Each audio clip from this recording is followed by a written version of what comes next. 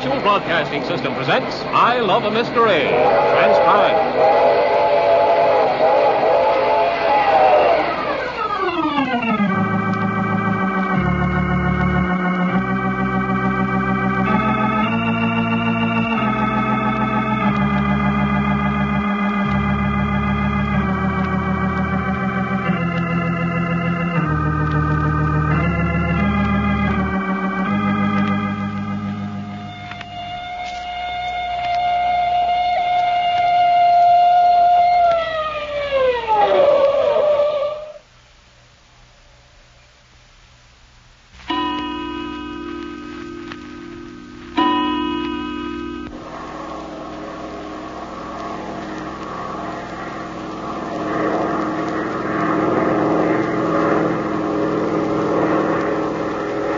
Yes, sir, Jack. A bunch of doggone heroes. Every doggone one of us. Oh, look here, Doc. Yeah, I know how you feel, Reggie. I wouldn't believe it myself. Only here it is, spread over the front pages of every newspaper in the country.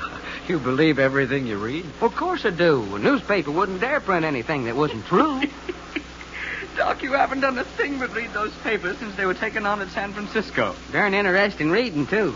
Looky at this picture of me. Doc Long, the modern Tarzan, who slew a mountain lion with his bare hands. All right, Tarzan, fold up the newspapers. What you mean, fold up the newspaper? Stop reading that stuff before you begin to believe it. Remember, Reggie and I have got to go on living with you. Well, what's that got to do with it? You keep patting yourself on the back, and you're going to break your arm, and we're going to have to feed you again. Hey, you know something that makes me kind of mad? I thought you weren't mad at anybody. Well, looky. We took on a new stewardess at San Francisco, and she ain't even give us a tumble. Well, why should she? Why, a pretty girl like her should ought to be interested in a bunch of he-fighters like us. Oh, yeah. Now, look, Doc, you bored the other stewardess from Seattle to San Francisco with your story. Will you let this girl alone? Oh, all right. Of course, if she asks me, I'm going to have to tell her. Well, she won't ask you if she knows what's good for her. Doggone, I can't get over. The insurance company are giving us 25,000 potatoes just for bringing Alexander Archer back alive. 25,000 good round simoleons. That was little enough. If Richard Cooper had killed Archer, the insurance company would have been out $1 million. Yeah. And now here we are on our way to Hollywood to live like three doggone kings. I still don't know why you wanted to come to Hollywood. Well, Hollywood is good as any place else to spend 25,000 smackers, ain't it? Yes, I suppose so. But, Doc, we really don't have to spend it, do we? Of course we do. What good's 25,000 if we don't spend it? You agree with him, Jack? Well, it's certainly true that he won't be good for anything else until the money's gone. Quite. And it is a bother. Oh, it ain't gonna be no bother to me. Not for long, it ain't. What's the best hotel in Los Angeles? Oh, there's several. Yeah, but the most expensive. I don't know. Well, anyway, that's where we're going. Yes, but, Doc, we're not dressed for that sort of thing. Then we'll get dressed for it. And we'll get the most expensive automobile we can find and eat in the most expensive eating places and go to the most expensive shows. And the 25,000 will last us just about 1 month. Well, that's just about right. I don't think I could stand being so darned expensive much longer than that. Do you like it, Reggie? Well, as a matter of fact, I don't. Now, there's gratitude for you. I work out a swell way to spend our 25,000. Well, just think, Reggie. Folks are waiting on us, breakfast in bed, waiting around in pretty women up to our armpits. I was wondering when that was coming out. Pretty women? Yes. But, Jack, that's the best part of the whole idea. Why, there ain't nothing I like... We know there isn't anything you like as much as a pretty woman. Well, they ain't. There's one thing, though. I'm just wondering with so much whoopee if I'm going to be able to get home every morning in time to have breakfast in bed. Looky, you fellas, promise me something. Well, let's hear it first. I want you two to promise me, no matter what happens, no matter what, you get me, that we ain't going to take no adventure nor solving a mystery nor nothing like that until every last penny of the $25,000 is gone. I see. You don't want business to interfere with pleasure. You bet I don't. You promise? Well, now, that's a funny thing to ask, Doc. Adventure just doesn't come up and smack you in the face. You've got to go out looking for it. Yeah, but I know Jack. He smelled something and away we go. But if we do run into something... No, sir. If we run right smack into something, we're going to turn our backs and start walking the other way. What do you say to that, Jack? I say the worst is about to happen. Huh? Well, what you mean? That stewardess has spotted us. She's coming this way with a newspaper in her hand. Hey, that's all right. Well, get ready, Reggie, to hear the story of our great adventure all over again. Quite. Hello, honey. Are you Mr. Long? Oh, that's all right. Just call me Doc. Oh, I say. Then this is your picture in the paper. Yep, that's right. And, these other two men? Yep, Jack Packard and Reggie York. Oh, but it's wonderful. You're the three who were almost murdered and fought those mountain lions. Yeah, would you like to hear about it? Oh, please. And that poor girl, Linda Joyce. You were wonderful to save her from the mountain lion the way you did. Oh, shucks, it wasn't nothing. Sit down a minute, and I'll tell you all about it. Oh, will you please do? It's his pleasure. What's that? I say you don't know what you're letting yourself in for. Hey, Jack, she asked me, not you. That dreadful Richard Cooper and Dr. Thorne. Thank goodness they're safely in jail. Yeah, they're locked up so tight they ain't never going to get out. But there were so many of them. I mean, besides the two leaders. How did you ever get off the island? Well, while me and Linda was out fighting the lion, Jack and Reggie here captured Cooper and Thorne and locked the rest of the gang up in one of the rooms down in the cellar. Oh, you two should be so proud of yourselves. Hey, what about me out there fighting the lion? Yeah. But after all, you did have a knife. It wasn't a very big knife. And anyway, I've heard that mountain lions are cowardly. Hey, when I got through with that cougar, I was in the hospital for 2 weeks. You don't look like you'd ever been sick a day in your life. Oh, wonderful. Well, I swear to Grandma, I ain't never seen a girl like you before. Ain't you impressed at all? Of course I am. The way Mr. York and Mr. Packard locked up 13 men single-handed, I think it's wonderful. Yeah, but maybe you don't understand about mountain lions. Mr. Packard, what happened after you locked those men up?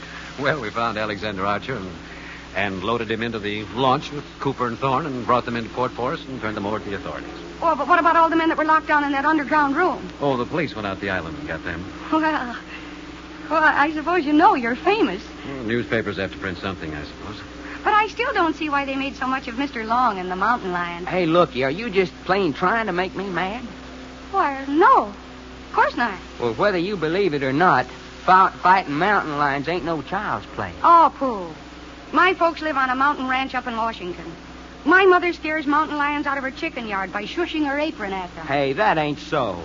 I beg your pardon. Well, hey, I didn't mean to say that. I'm sorry. Don't only... apologize. I shouldn't have come back here. Yeah. But my mother did, too, scare mountain lions with her chicken apron. So there. Well, what are you two sitting there grinning about? Too bad Cooper didn't argue with the kitchen apron instead of a knife, Doc. All right. So it's funny.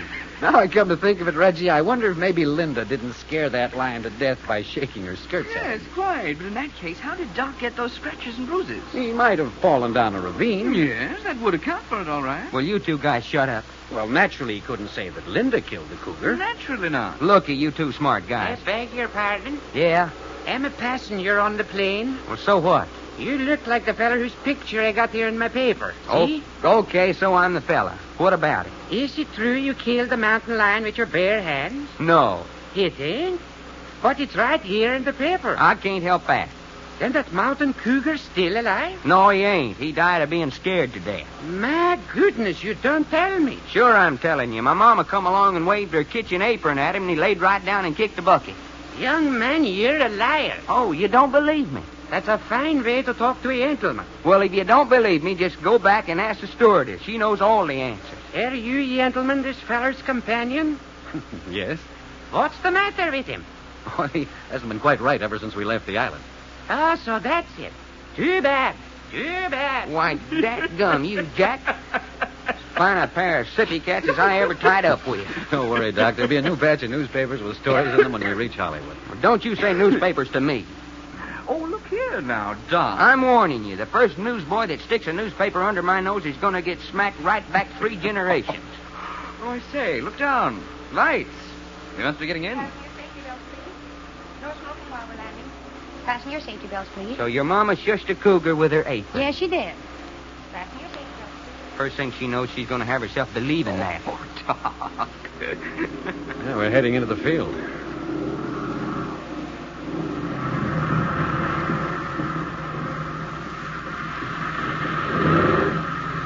There we are. Back on solid ground again.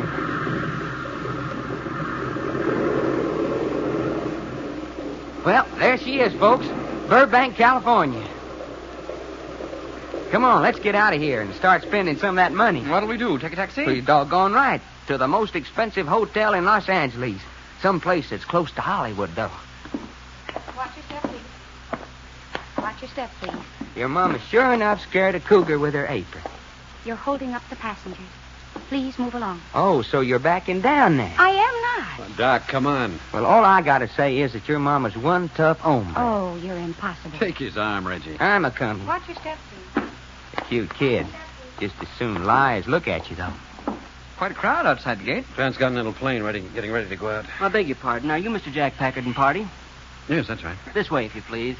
Yeah, wait a minute. Who are you? I'm the chauffeur. If you'll just get in that big black car over there, I'll pick up your baggage. Man, oh, man, looky at it. A block long. What's it all about? We didn't order anyone to meet us. You must be mistaken. You said your name was Mr. Packard? That's right.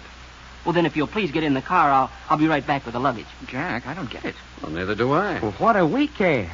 Looky, it's what's in that big old automobile. What's that? I ask you, did you ever see a prettier armful of girl than that? Oh. Let's climb in. What are we waiting for?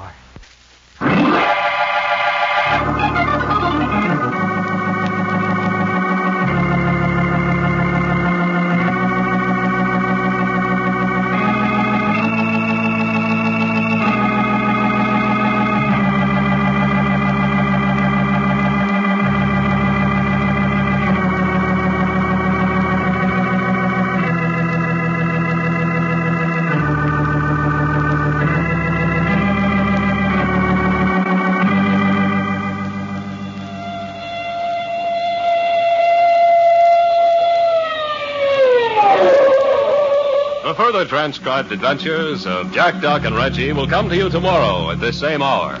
I Love a Mystery, written and directed by Carlton E. Morse, comes to you Monday through Friday, featuring Russell Thorson as Jack, Jim Bowles as Doc Long, and Tony Randall as Reggie York. Frank McCarthy speaking.